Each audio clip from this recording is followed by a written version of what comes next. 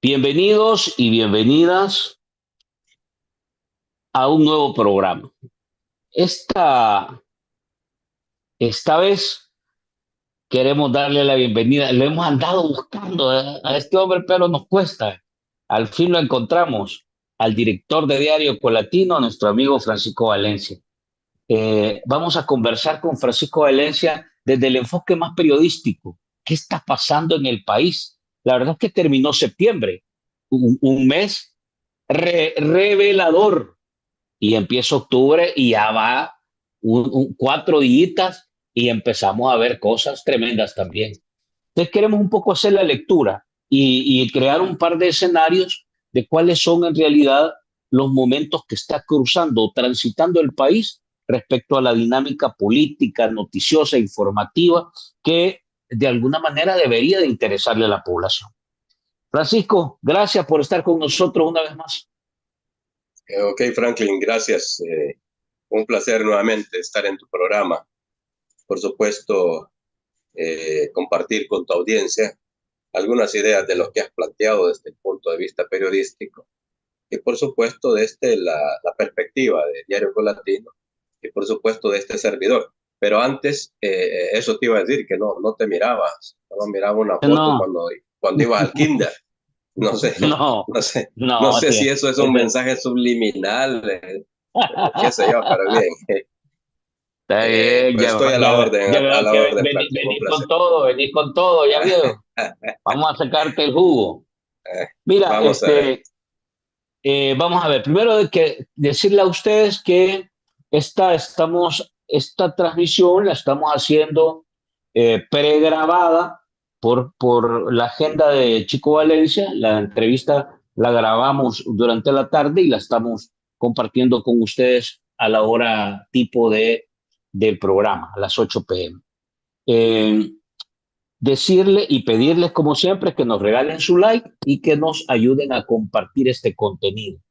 Eh, Vamos a tratar de abordar 3, 4 temas de los más relevantes, recientes, por supuesto, pero que siguen siendo de gran importancia para leer un poco para dónde va el país. Primero, queremos explorar desde la perspectiva de Diario Colatino cómo se interpreta este presupuesto, que en teoría venía a ser en realidad un presupuesto este, con características singulares, como dijo el presidente Bukele, ¿verdad? Que no se había presentado un presupuesto de estas características en los últimos 30 años porque simple y sencillamente no iba a requerir de deuda. Vamos a ver si eso pasó o con qué nos quedamos. Se habla de 11.000 despidos, recortes. Bueno, vamos a platicar sobre el presupuesto. Segundo, queremos conversar un poco también sobre este último bloque de grabaciones que se han conocido de Alejandro Mason, que pese a que lleva ya varios meses desde que fue declarado, digamos, muerto, en condiciones sumamente extrañas, sigue en realidad golpeando el entorno político de nuevas ideas desde el más allá. Y hoy vamos a tratar de interpretar con Chico Valencia qué es lo que está pasando, qué destapa estas grabaciones de Alejandro Mason. Y igual queremos explorar un poco qué pasó con estos nombramientos de los magistrados, el último, digamos, movimiento que ha hecho Nuevas Ideas para poner gente, algunos dicen que en realidad con la característica de ser sumisos al régimen. Vamos a ver qué dice Chico Valencia. Y finalmente, estos viajes, estas giras lujosas de Nayib Bukele, el encuentro en Argentina, y por qué en realidad Nayib Bukele prefirió irse a reunir con Milei y no ir a la toma de posesión de la primera mujer presidenta de los Estados Unidos mexicanos, un aliado importante para El Salvador. Chicos, empecemos entonces eh, con esto del presupuesto. Se presentó ya el presupuesto, en esto, digamos, tuvo totalmente coherencia el anuncio de Nayib Bukele, que lo iba a presentar a tiempo, lo presentó a tiempo. Sin embargo, es un presupuesto con características singulares, y no habíamos visto un presupuesto con tanto recorte, con una plataforma de despidos, de miles de despidos, y luego las prioridades. ¿Qué te dice al leer este presupuesto? ¿Qué es lo primero que te viene a la mente? ¿Para dónde va este gobierno, Chico? Mira, en primer lugar, yo creo que el presupuesto ha sido presentado respondiendo a las exigencias del Fondo Monetario Internacional. Recordemos que ha salido a la luz pública que el gobierno ha seguido negociando con el FMI, Fondo Monetario Internacional, justamente para obtener los 1.300 millones o 1.500 millones que este gobierno va a necesitar en los próximos 5 años en la presidencia. Y quiere garantizar ese dinero. A partir de que, obviamente, los, eh, los certificados del tesoro, las LETES, los CETES, no sé cómo se llaman hoy, cambian nombres seguido esas cosas, pues obviamente parece que ya esa caja chica no la tiene el gobierno, es decir, están sacando fondos de los bancos. Recordemos que el año pasado, a principios del año pasado, la deuda de corto plazo que tenían que pagar, pues la transfirieron para 3 años, para 7 años, porque el gobierno ha estado con ese problema de liquidez. Y ese problema de liquidez lo vemos incluso en obras. Muchas obras las paralizan momentáneamente. Cuando digo momentáneamente, pasan semanas y en algunos casos hasta meses. Por ejemplo, la construcción del Hospital Rosales, aquí cerca, de Diario Colatino, por el Parque Bucatlán, pues el año pasado tuvo varios atrasos, varias suspensiones. ¿Por qué? Por falta de liquidez, por falta de fondos. Y así otras obras pequeñas siempre también las paralizan por falta de fondos. Entonces, este gobierno que ha entrado de verdad en una crisis de efectivo, pues obviamente quiere garantizar. Y la única forma ya es el Fondo Monetario Internacional, digamos por la cuantía y en alguna medida a lo mejor también por los intereses. Bueno, eso los economistas lo deben saber mejor. Yo estoy nada más en este caso repitiendo una idea que he escuchado periodísticamente. Pero el Fondo Monetario, acordate que impone muchas medidas y las medidas que generalmente impone siempre van a perjudicar a los más pobres, a los más débiles. Y por eso es que vemos un presupuesto, en primer lugar, con 93 millones menos para el Ministerio de Salud o para la salud, digamos, general. Eso es grave, que casi 100 millones se lo recorten a salud. Debería tener preocupado a este pueblo, que solamente un porcentaje bajo, me parece que anda por el 23% que cotiza en el Seguro Social. El resto le toca ir al Hospital Rosales, es decir, a la red pública. Pero si el gobierno recorta casi 100 millones de dólares, imaginemos qué va a pasar con la atención en la salud de la gente. Alguno podría pensar que más de algún rubro lo van a privatizar. Luego, también el problema de las medicinas. Si vos recortás a salud, pues obviamente va a recortar también en medicinas, va a recortar en muchos otros aspectos para tratar a la gente pobre, la gente que no puede ir a un hospital privado o la gente que no puede estar atendida en el Seguro Social, que en alguna medida, donde también hay problemas serios. Por ejemplo, yo conozco casos de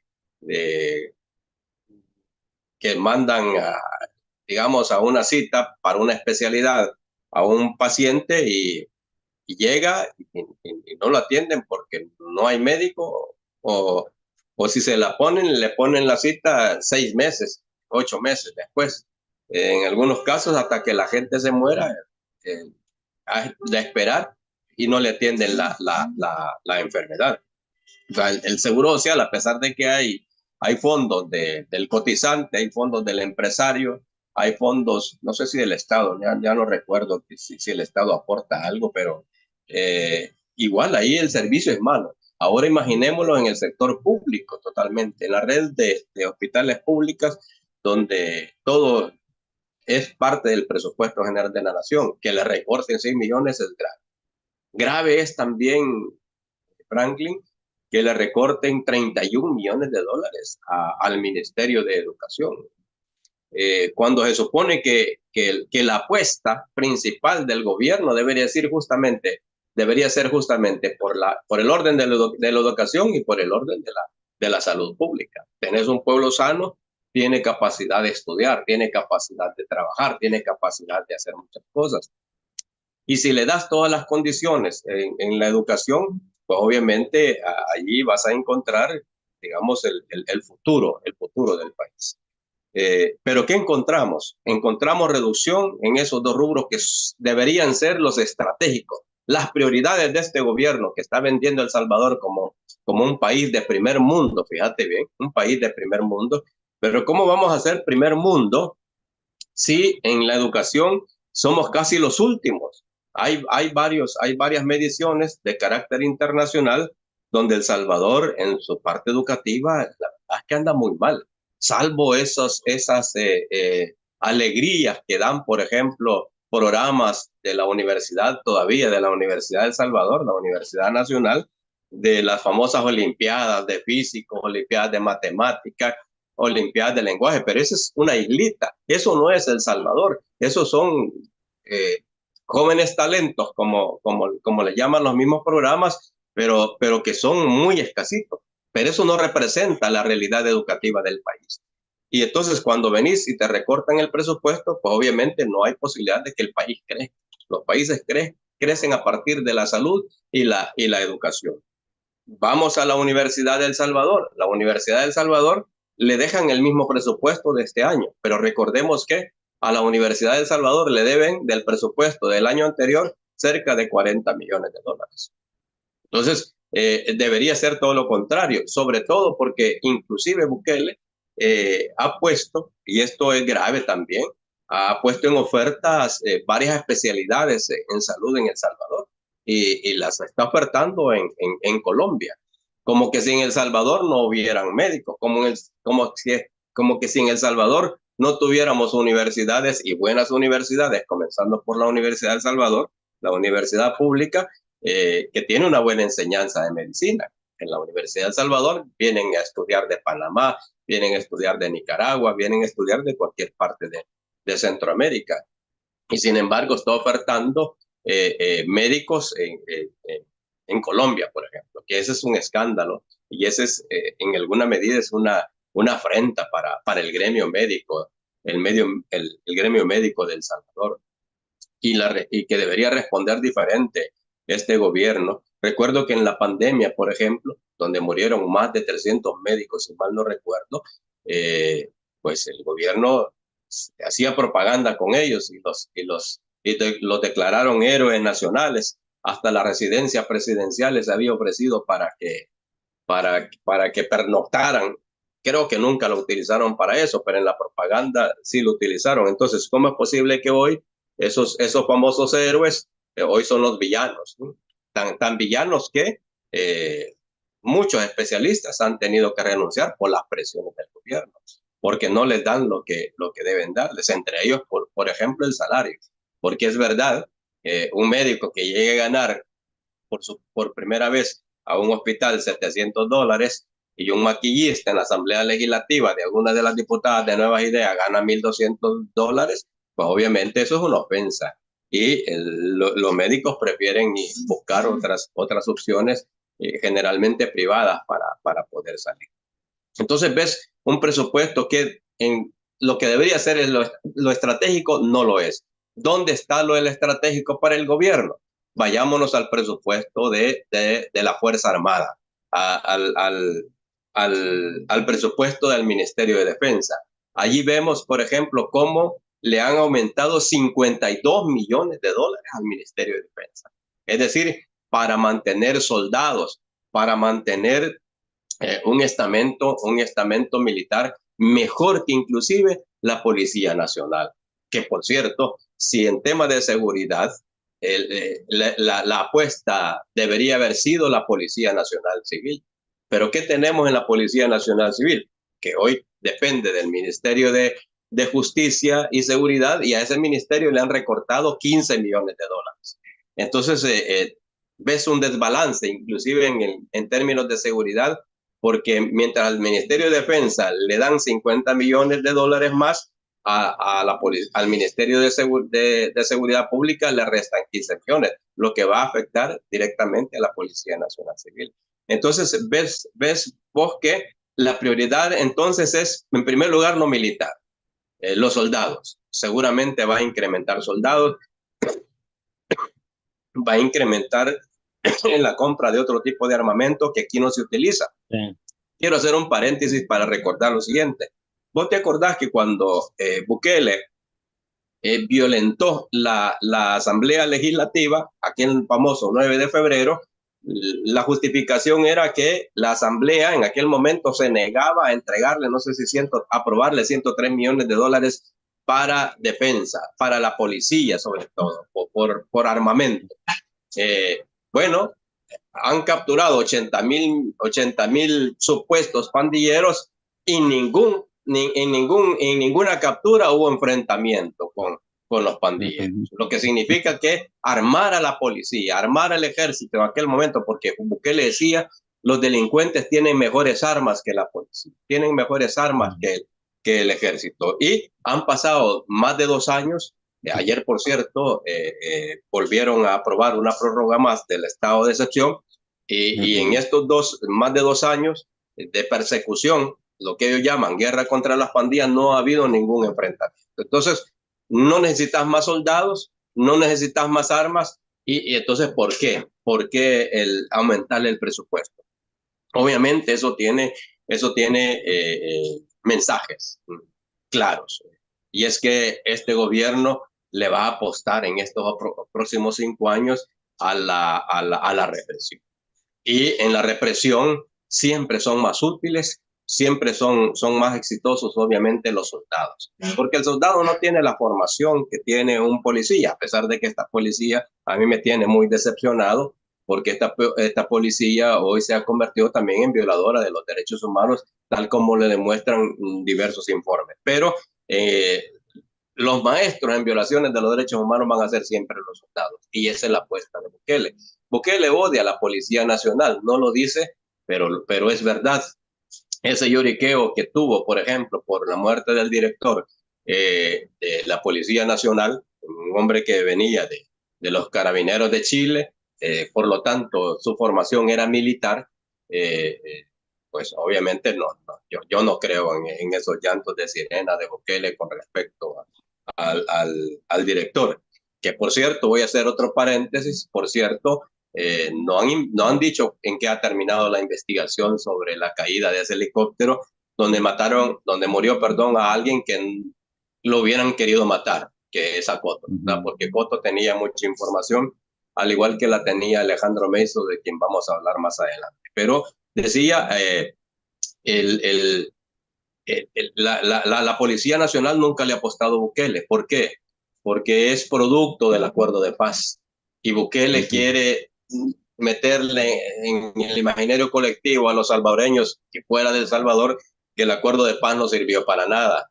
Entonces, para él, todo lo que venga del acuerdo de paz hay que destruirlo. Yo no sé por qué no ha eliminado a la Policía Nacional Civil, si esa es su lógica. Y en la medida que va a aumentar el ejército, o va aumentando el ejército, pues obviamente en esa medida le va quitando protagonismo a la Policía Nacional. Entonces vemos un presupuesto para eso, para incrementar al ejército, porque esa es su principal apuesta, porque va a ser su instrumento de represión, pero además para respaldar su gobierno ilegítimo, que también hay que decirlo, Bukele en este momento es un presidente ilegítimo, es un presidente inconstitucional, y los ilegítimos y los inconstitucionales y los autoritarios siempre necesitan de una fuerza armada obediente como la que tenemos actualmente en El Salvador. Y como fue, por supuesto, en tiempos de la dictadura. Solo que en aquel momento no era a favor de un solo personaje, sino que era a favor de la oligarquía terrateniente salvadoreña. Y el otro tema de la apuesta de Bukele es justamente también en la propaganda. ¿Por qué? Porque si revisamos, vamos a encontrar que Casa Presidencial también presenta un incremento en el presupuesto para el próximo año, un incremento de 27 millones de dólares. Eso significa que la apuesta principal de Bukele obviamente será la propaganda, porque los fondos para la propaganda de este gobierno obviamente se manejan desde el presupuesto de Casa Presidencial. Y esas son las apuestas, aunque creo yo que poco a poco también se le va desmontando la narrativa y por lo tanto va siendo menos eficiente la propaganda gubernamental a partir de los hechos, como lo estamos viendo hoy poco a poco. Entonces, eso es lo que podría decir yo del presupuesto, Franklin, que es lamentable que responde a presiones del Fondo Monetario Internacional, que su apuesta es la seguridad y la propaganda, y en contra de, por supuesto, en primer lugar, la salud y por el otro lado, la educación. Y luego vienen otros aspectos que están relacionados con el primero, es decir, con el FMI. Por ejemplo, la destitución o el despido de 11,000 empleados públicos. Ya en el primer gobierno, en el primer periodo de gobierno de Bukele, hay cerca de 20,000 empleados públicos despedidos. Y si aumentan esos otros 11,000, pues vamos a tener más de 30,000 empleados públicos, obviamente despedidos, sin posibilidades, algunos de jubilarse y otros sin posibilidades de llevar el sustento diario, con el agravante que esta gente no va a poder desarrollar sus actividades productivas o sus actividades empresariales como suelen hacerlo en un país pobre, en un país tercermundista, que no hay opciones de trabajo y entonces la gente se va a la calle a vender cualquier cosa. Eso también se les dificulta porque este gobierno se ha caracterizado porque no quiere a la pobredumbre en las calles, porque quiere nada más que la gente vea luces, que vea cosas superficiales. La pobreza, por ejemplo, no le interesa que los turistas lo vean. Y esa es otra apuesta también del gobierno, el tema del turismo. Por eso yo no sé, cuando fue a Argentina, decía que a lo mejor eso le hizo clic a los senadores, de Argentina, porque justificaba que en El Salvador no había despidos en agricultura, no había despidos en turismo, no había despido bueno, dijo en tres lugares. En el resto sí había despidos, pero ¿cómo puede hablar de despidos en turismo? Si en turismo lo que, lo que desarrollan allí, la labor son el turista que viene, por supuesto, y por el otro lado el empresario, el dueño de los hoteles.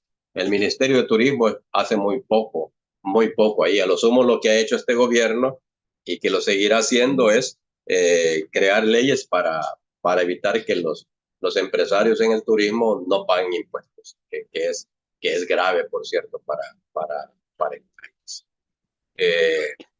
Así las cosas. Yo esperaría que en los próximos meses, sobre todo después que aprueben el presupuesto a finales de este año, si no es que antes, pues yo esperaría que la gente del sector público, sobre todo de salud y de educación, pues se tomen las calles para denunciar ante la gente lo que está pasando en ese sector y lo difícil que es. Mañana vamos a sacar una noticia, Franklin. Invito a tus oyentes que nos busquen en nuestra web, que va a ser el tema principal que hemos descubierto. Bueno, la periodista encargada ha conseguido información que para el próximo año los turnos de la tarde en las escuelas públicas los eliminan. Imagínate lo grave que eso va a ser para el país. Si no dan abasto a las escuelas públicas en los 2 turnos que hoy tienen, quitar el turno de la tarde, pues muchos de esos hipotes van a dejar de estudiar porque no los van a poder asimilar en las escuelas. Entonces, esto es grave. Entonces, yo esperaría que el gremio docente logre movilizar a esta población también. Y todo padre de familia que se vea afectado porque no encontró matrícula pública para su hijo, pues tiene que salir a la calle a luchar para que le den para que le den la enseñanza básica, la enseñanza primaria. Así están las cosas en este Qué país. tremendo. Este país que Bukele vende como una maravilla, o la séptima maravilla, o la octava maravilla en el mundo, fuera del Qué país. tremendo. Chico, ayer escuchamos, para cerrar este tema, porque básicamente lo abordaste casi todo, pero me quedan dos cosas así de manera breve para pasar al siguiente tema. Eh, Ayer escuchamos al presidente de la Asamblea diciendo que van a recibir a los médicos y a los maestros. ¿Vos crees que esa Asamblea, así conociéndola, que en realidad es una Asamblea obediente, sumisa, pueda hacerle algún ajuste al presupuesto? Y lo segundo, el tema del escalafón, ¿cuál es tu? Porque esta es una ley y no la puedes solo desaparecer así nomás. Entonces, esos dos temas que pasan al tema legislativo.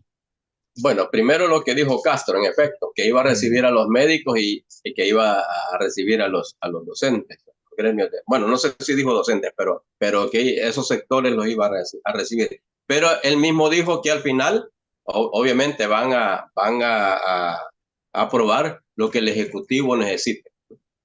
Significa que va a ser una pantomima, ya lo cantó, o sea, lo van a aprobar tal como Bukele quiere que se apruebe. Y aunque desfilen ahí cualquier cantidad de representantes del Ministerio de Salud o del sector salud y del sector educativo. Ya lo tienen. Bueno, esta gente responde a lo que Bukele diga. Si a Bukele se le ocurriera por ahí, decir, bueno, reflexionenlo, vean que si se puede o no eh, meter algo de lo que esta gente quiere. Solo así la Asamblea va a escuchar y va a modificar ese proyecto de presupuesto. De lo contrario, tener por seguro que lo van a aprobar tal como es, porque esta Asamblea, igual que los demás entidades del sector público del gobierno, pues obedecen a lo que Bukele les dicta, a lo que Bukele les ordena. Lamentablemente es así. Y sobre Escalafón. los escalafones, pues obviamente son temas delicados. Yo escuché decir a alguien con un poco de seriedad que la forma como están planteados los escalafones no son sostenibles a largo plazo. Bueno, si eso es así, lo lógico es que el gobierno debería sentarse con todos los sectores que son beneficiados con esos escalafones y analizarlos, pero no quitarlos, porque en efecto, como vos decías, es una ley y la ley debe respetarse. Desgraciadamente, con Bukele, pues la ley puede estar y el término respetar no existe para él, pero en un país donde la institucionalidad se respeta, donde la democracia existe, esto lo ven de fuera Bukele, pero internamente no lo cumple. Pero si así fuera, la verdad es que debería analizar eso. Y yo tengo entendido, Franklin, que hay por lo menos en unos estamentos del, ¿cómo se llama esto que estamos hablando? El La ley del escalafón. escalafón. En ¿Sí? los primeros años, el escalafón, la verdad es que no es muy significativo el incremento. Para que Sí. imagínate vos, ¿no? Imagínense ustedes también, amigos y amigas que nos están viendo, para que un docente en 30 años pueda llegar para que un docente gane $1,200 cada mes, tiene que haber trabajado 30 años en el magisterio. Sí, no sé. Entonces, si vos lo ves a partir de ahí, decir, bueno, entonces el escalafón no es tan jugoso, no es tan elevado como para quitarlo de la noche a la mañana. 1,200, Sí. prácticamente es el tope de un docente, trabajando 30 años. Lo mismo debe suceder también con el gremio médico. Pero si nos basamos al dato que yo he escuchado de los docentes, porque este dato se lo escuché a uno de los dirigentes de bases magisteriales en un programa televisivo y decía, mire, el que más gana de los docentes es $1,200, pero ha trabajado 30 años.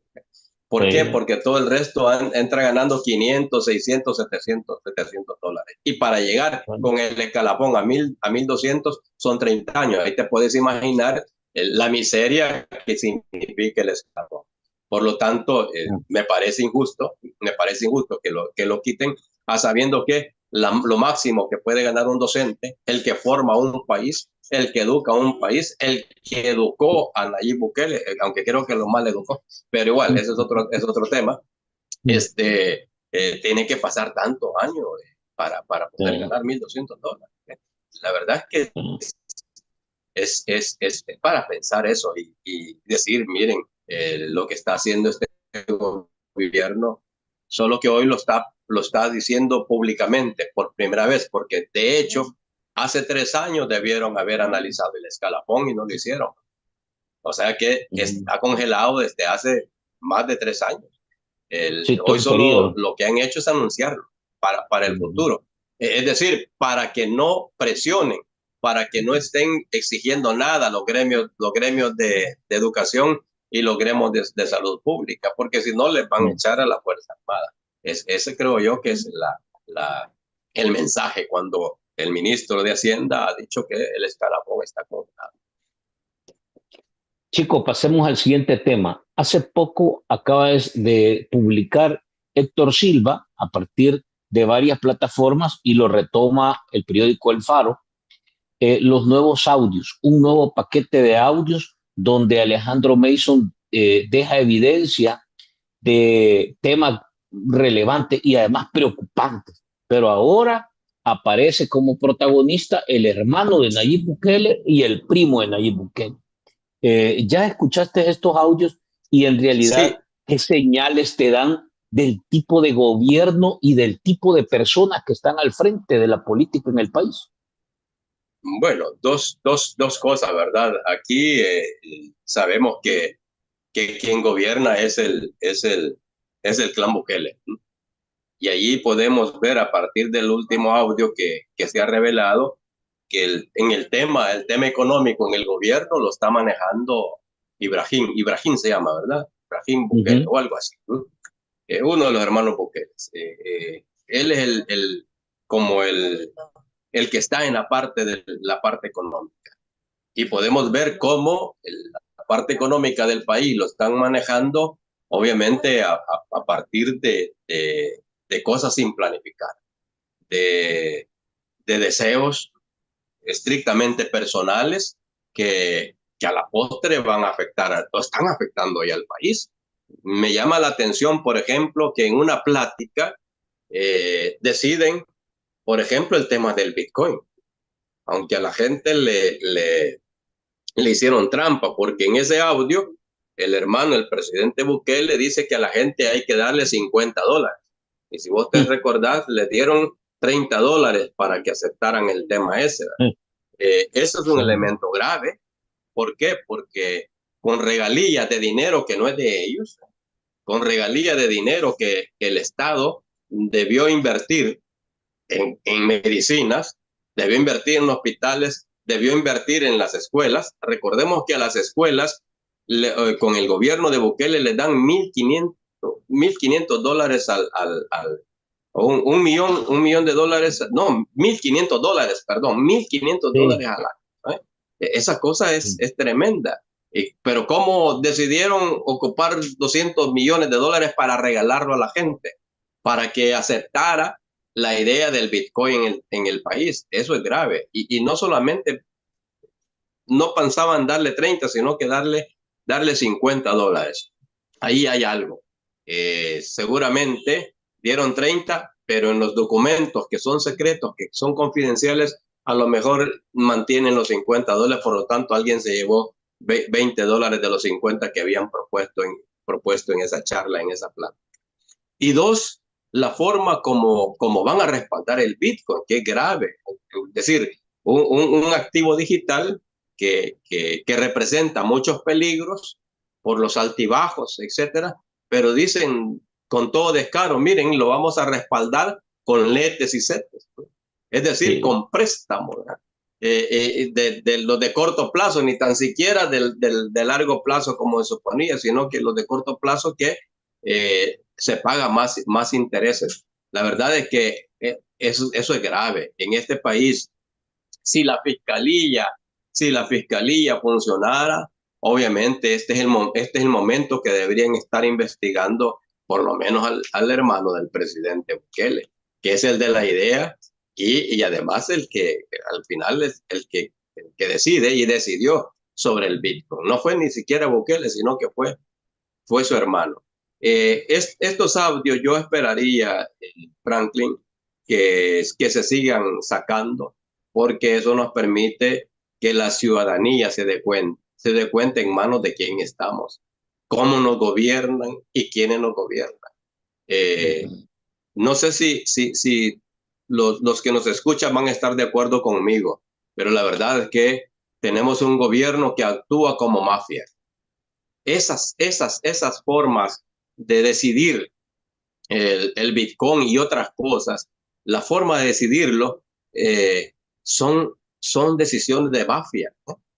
Yo solo pienso en la Cosa Nostra, solo pienso en Al Capone, solo pienso en El Padrino, que cómo deciden las cosas. Así está decidiendo el destino del país el clan Bukele y eso es grave. Y la gente debe enterarse que nos está dirigiendo un grupo de personas, de una familia que está haciendo las cosas de lo más inusual posible, pero además que en el futuro nos van a llevar a una situación complicadísima, a un desastre. El país no ha mejorado para nada. Veamos, por ejemplo, cómo la famosa inversión que supuestamente iba a venir con el Bitcoin jamás ha venido y los que vienen nada más son los turistas, pero para llevarse los dólares, ¿no? Porque aquí está respaldado con dólares, entonces vienen turistas, consumen, pero también se llevan dólares. Eso también hay que decir. El Bitcoin seguramente quienes más lo han aprovechado ha sido el crimen organizado, porque nadie lo controla. Y esperaríamos que a futuro conozcamos información de ese tipo. Pero en efecto, los audios y gracias al periodismo y sus técnicas de investigación, pues obviamente están ofreciendo al país información importantísima que nosotros, los medios, tu programa, los demás que estamos en ese deseo de informarle a la gente, de llevarle información distinta a la gente para que reflexione, para que conozca y para que decida en un futuro, es importante hacerlo, porque hasta hace poco el gobierno todo lo tenía oculto. Hoy poco a poco se van conociendo cosas y eso le va a ayudar a mucha gente. Por supuesto que va a costar, no va a ser de la noche a la mañana, pero hay que seguirlo haciendo. Entonces yo diría que ese trabajo de estos medios, de estos periodistas, es importantísimo y sale en un momento oportuno. Y no dudo que saldrá más información que va a ayudar a la gente a tener un panorama distinto de lo que es el país. Te quiero preguntar, chico, así rápidamente por tiempo, ¿cómo ves este tema de los nombramientos de los magistrados?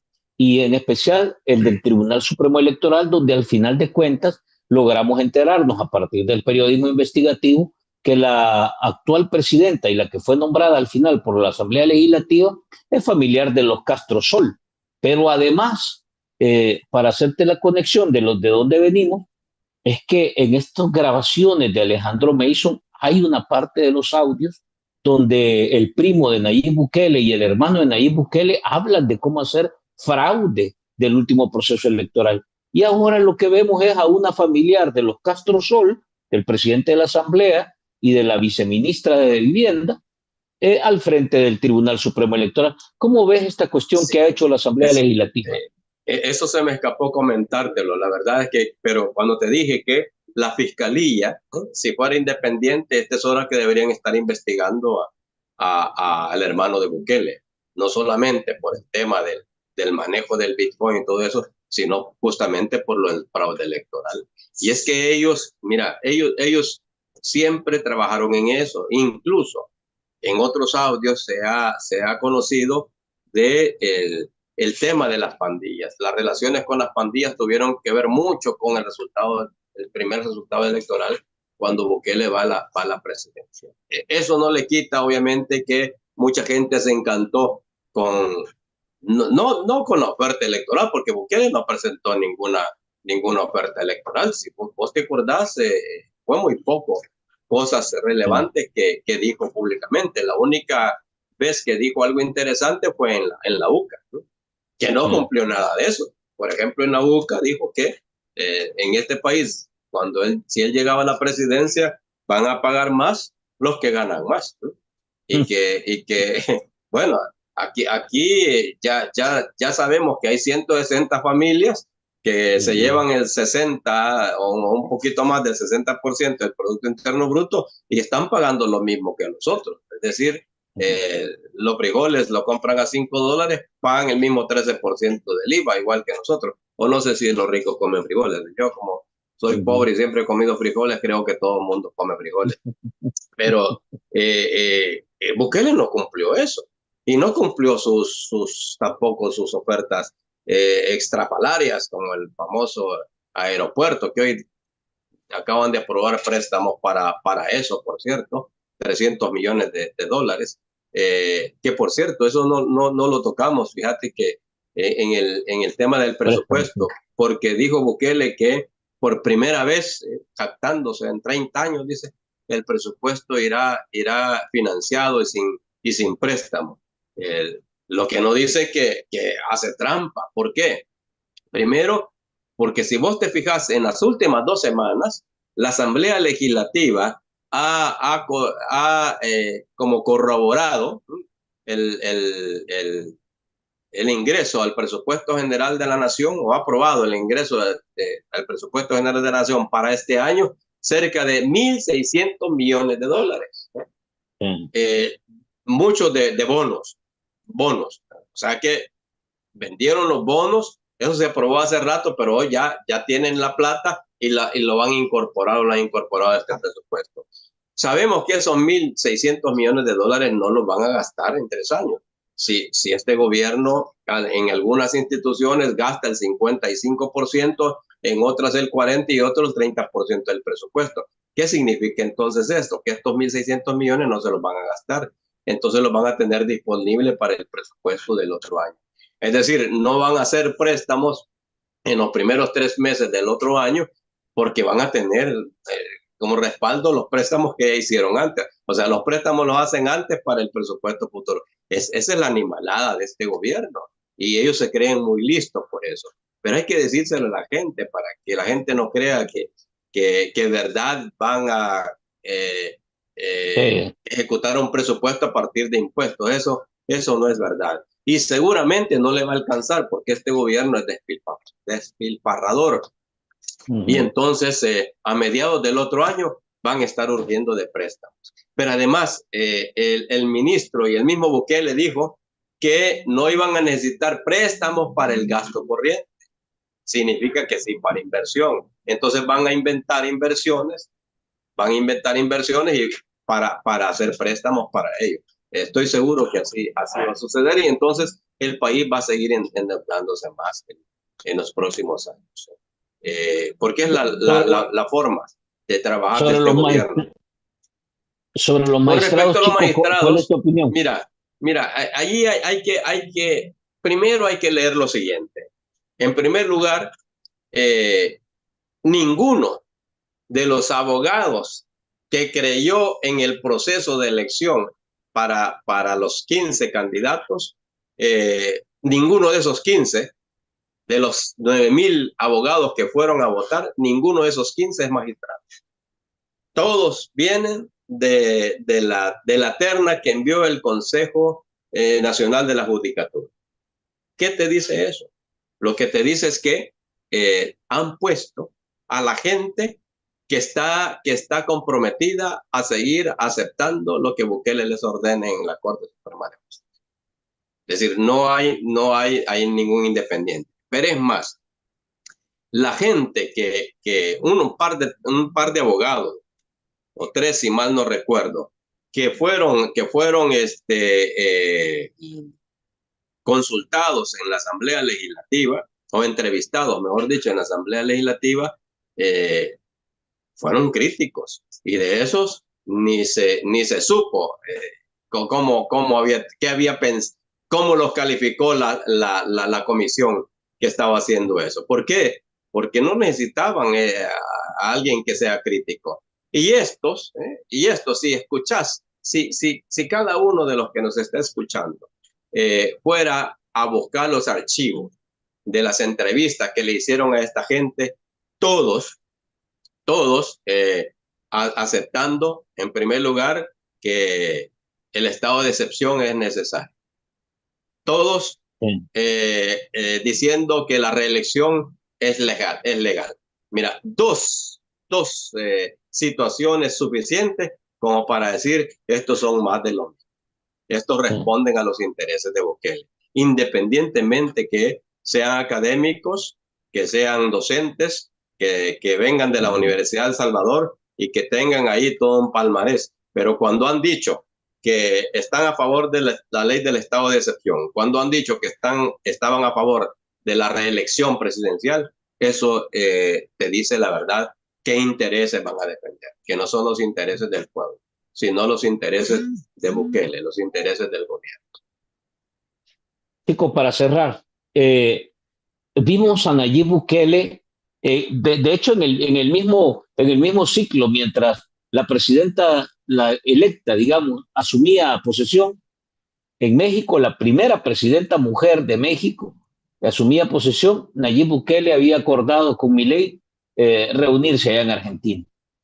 Primero, ¿qué te parece el no haber estado en la toma de posesión de la presidenta mexicana? Y segundo, ¿qué es lo que destacas de ese encuentro de Bukele con Milei en Argentina?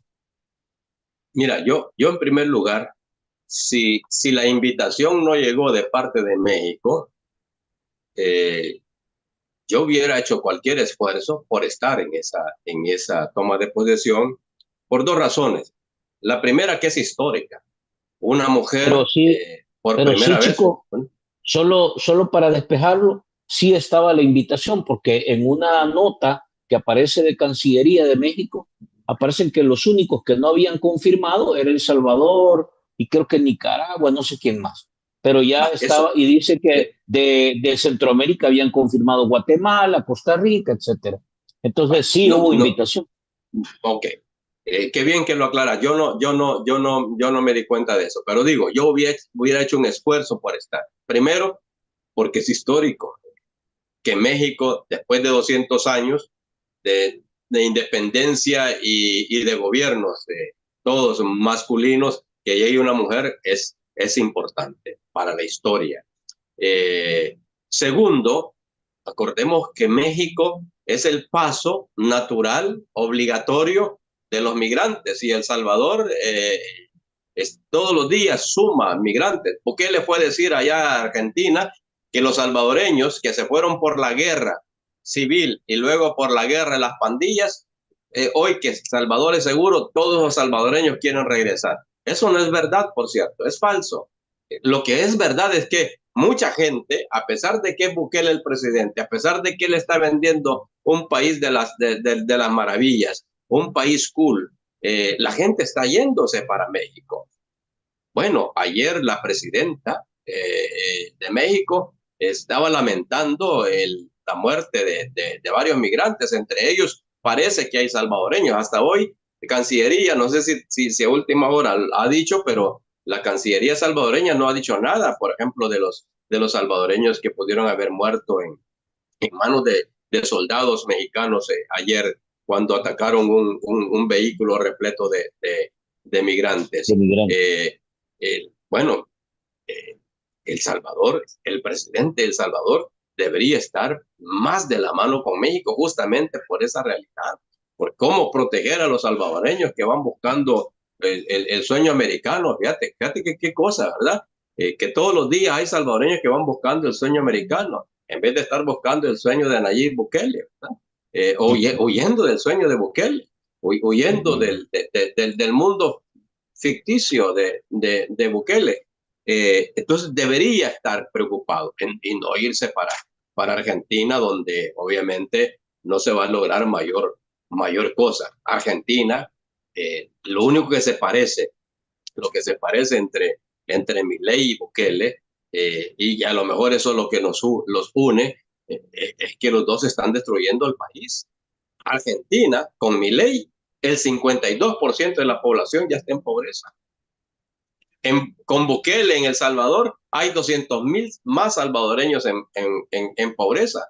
En eso van trabajando los dos juntos. Entonces, ir allá para recibir aplausos del uno y del otro, abrazos del uno y del otro, en vez de estar en el norte, junto con México, las autoridades mexicanas, planificando cómo tratar mejor a los salvadoreños o cómo evitar que salvadoreños se vayan a México, que la nueva presidenta nos diga qué planes tiene. Eso sería más importante que ir a Argentina a mostrar los lujos como el presidente se mueve de un país a otro. Porque fue noticia, no sé si te diste cuenta, Franklin, el jet en el que llegó Bukele a Argentina, que llegó el jueves y la reunión la iba a tener lunes. O sea, ese es otro elemento también importante, como un presidente tiene tanto tiempo para viajes de lujo. Esos Para son andar viajes de lujo. paseando, No, para no andar era, no era, paseando. ¿por qué? Porque un viaje de Estado, de una visita de Estado, pues no puede durar más de 48 horas, Franklin. ¿Por qué? Porque el presidente tiene que estar en su país atendiendo las cosas. Y sobre todo si se va de la forma que se ha ido, que es directo. No vamos a decir que lo dejó el vuelo, ¿verdad? Como le puede suceder a los tercermundistas, porque Bukele ya no es tercermundista, pero el país sí es tercermundista. Y entonces creo yo que fue a desperdiciar, a gastarse el dinero de los viáticos, del presupuesto de casa presidencial y a seguir mintiendo, pero además mintiendo de la forma más torpe. Yo creo que, no sé si vos viste las dos cadenas de radio y televisión, que esa es una ofensa a la ciudadanía también. Mantener 2 horas cada día, Franklin, en cadena a la gente, la verdad es que es un atropello al entretenimiento de los salvadoreños. Yo me perdí, por ejemplo, un buen programa de radio al mediodía por estar oyendo y obligado. Alguien me escribió que porque yo me quejé de esa cadena y alguien me puso que por qué no puse Netflix, porque nadie me obligó a estarlo. El problema es que sí estoy obligado, porque como periodista tenía que estar obligado. Por ejemplo, a esperar que cayera un rayo en la casa Rosado por blasfemia, ¿verdad? ¿No? No sé si oíste. Bueno, llegó gente a saludar a Bukele, pero no creas que eran masas, ¿eh?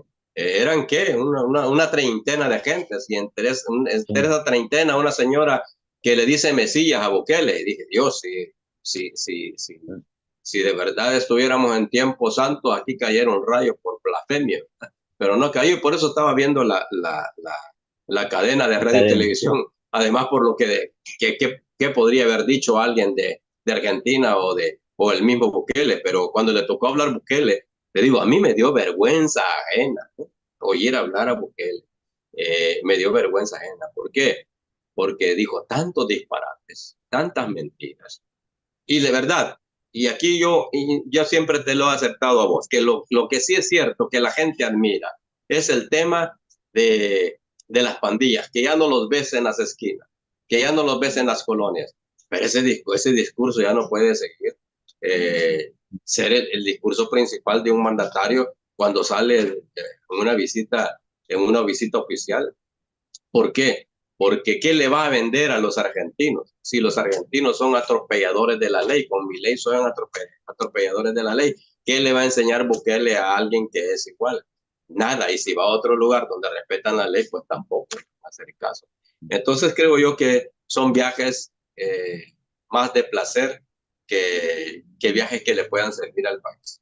Hasta hoy no veo yo nada relevante de ese viaje, más el gasto que hizo Bukele y que sirvió para que muchos programas, eso te iba a decir, hubo unos programas donde le dedicaron casi 4 minutos eh, al, al, a, a describir el avión en el que Bukele había llegado. a comparar los lujos con los que Bukele viaja y la pobreza que tenemos en El Salvador. Un país donde con Bukele va aumentando la pobreza, como ya hemos dicho. En los gobiernos anteriores disminuyeron en puntos porcentuales pocos, pero al fin y al cabo es importante. Un punto porcentual, medio punto porcentual que baje es importante. Con este están subiendo. Eso es triste. Chico, para cerrar ya, la agenda se mantiene desde que Bukele entró a su segundo periodo, a este periodo inconstitucional.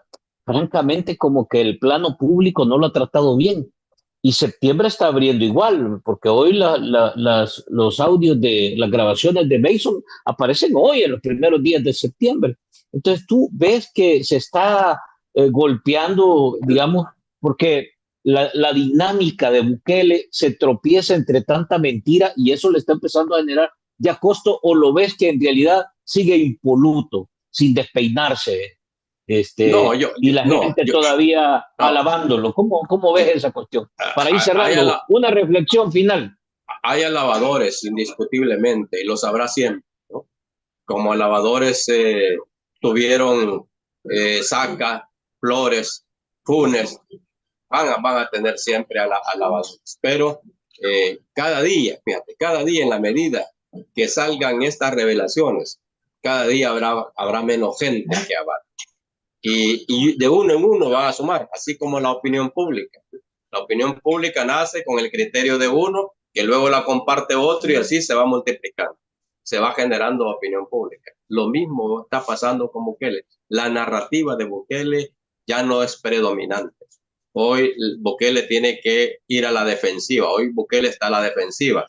¿Y cómo lo está defendiendo? Con el silencio. Ojo, hay que ponerle atención a eso. Cuando Bukele está a la defensiva, a veces opta por el silencio, otras veces por el ataque, pero muy pocas veces con el ataque. Ataca cuando ve alguna mínima posibilidad, pero cuando no la tiene, mejor guarda silencio. Y ha guardado silencio con la muerte de Mason. No ha salido Bukele a decir que no es verdad, que no lo mataron ellos. No ha salido a decir eso.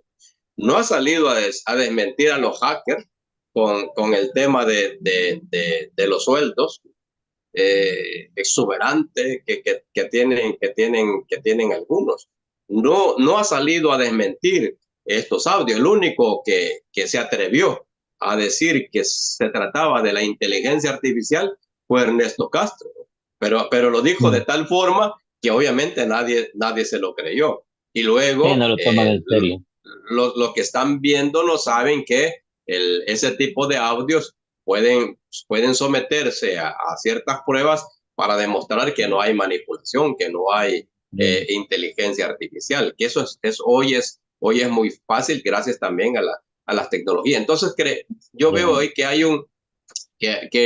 este gobierno está a la defensiva, que su narrativa no es tan poderosa como lo era hasta antes que pasaran todas estas circunstancias, sobre todo de aquella cadena de radio y televisión, donde Bukele aceptó que su partido está lleno de corruptos, donde Bukele aceptó que sus diputados son corruptos, donde Bukele aceptó que también él es corrupto. ¿Por qué? Porque acepta la corrupción de sus diputados. Así de sencillo lo veo yo. Y seguirán sus alabadores, aplaudidores, pero también poco a poco van sumando gente que es más crítica.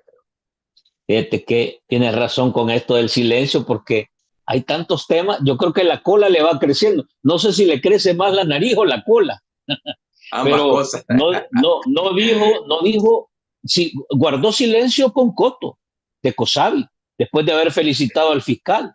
Guardó silencio cuando le destapan lo que ahora ya es terrateniente cafetalero, donde incrementó más de 7 millones su patrimonio 9 y el de su millones. familia. 9 9 millones. millones. Entonces, guarda silencio por todos los muertos que han señalado en el sistema de justicia.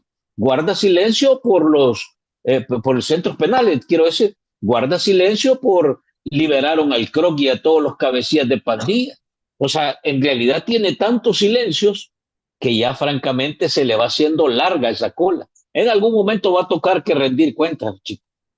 Te agradezco, chico. el tiempo y hemos cerrado casi a tiempo, mira, chico. Qué bien, excelente. Ah, no, te agradezco, Bueno, muy buena reflexión. Y la verdad es que la idea aquí es ponerle elementos para que la gente reflexione, tome conciencia y trate de orientar mejor, porque el bombardeo que hace el oficialismo y el régimen es muy fuerte y la gente puede caer en esa tentación de la desinformación y la manipulación. Te agradezco, chicos, nuevamente. a la orden, un placer. Y gracias a tus radioescuchas. Bueno, no Bueno, sé si son televidentes, los que nos miran y nos escuchan. la comunidad digital ahora, porque aquí Ok. hay gente que te escucha, que te mira y el otro te Eh, imagina. Perfecto, excelente entonces. Bueno, amigos, nos quedamos hasta acá. Agradecerles por participar en el programa, por darnos like, por compartir, pero sobre todo por estar pendiente de estas reflexiones. Vamos a seguir multiplicando este tipo de contenido y este tipo de reflexión. Ahora más que nunca hay que ponerle las cosas, hay que ponerle el dedo a la llaga, hay que apretar, hay que sonar los tambores, hay que hacer que la gente en realidad despierte. Necesitamos que el salvadoreño tome conciencia y empiece a ser un ciudadano exigente, hombre. ¿Cómo es posible que tiene políticos que no le dan respuesta y supuestamente son los empleados de él? No tiene sentido. Entonces necesitamos que nosotros vayamos cada vez convirtiéndonos en una ciudadanía demandante, exigente. No podemos aceptar cualquier político y de eso se trata esto.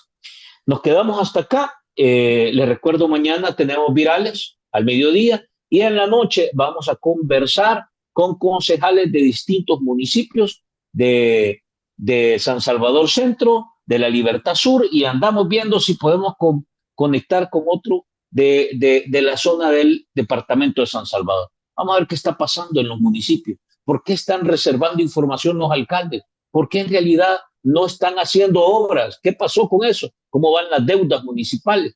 Hay tanto que necesitamos conversar. Así que mañana en la noche vamos a platicar con concejales de los municipios del departamento de San Salvador. Abrazos y nos quedamos hasta acá.